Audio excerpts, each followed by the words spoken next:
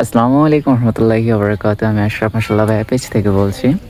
আমার এই যে গন্ধরাজ ফুল গাছটা আমি এটা যখন লাগিয়েছিলাম তখন কিন্তু আপনাদের সাথে আমি শেয়ার করেছি। ঠিক আছে? তো শেয়ার করতে, করতে তখন আমার মুখ পুচকে কিন্তু বের হয়ে যায় যে আমি গন্ধরাজ বলতে গিয়ে রজনীগন্ধা বলে ফেলি। তো যেহেতু নামটা হচ্ছে অনেকটাই কি বলে রজনীগন্ধা এবং কি গন্ধরাজ ২ টাই হচ্ছে যে মানে যেন ভাই, ভাই। কারণ নামটা মিলে যায় অনেকটা।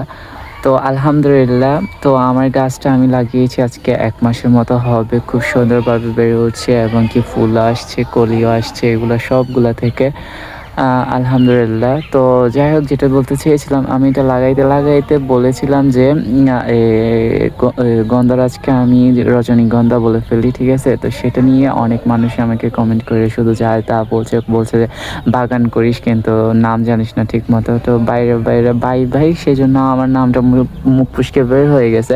তো যেহেতু এটা হচ্ছে গন্ধরাজ আর আমার কাছে কিন্তু রজনীগন্ধা গাছও আছে। এই যে আমার হচ্ছে রজনীগন্ধা গাছ এটা, ঠিক আছে? আমার গাছের সবটাই আছে গাছ। কিন্তু আমার মুখ ফসকে ওই গাছটার মানে নামটা মুখ দিয়ে বের হয়ে গেছে। কথা হচ্ছে এটা আরকি, আর কিছুই না।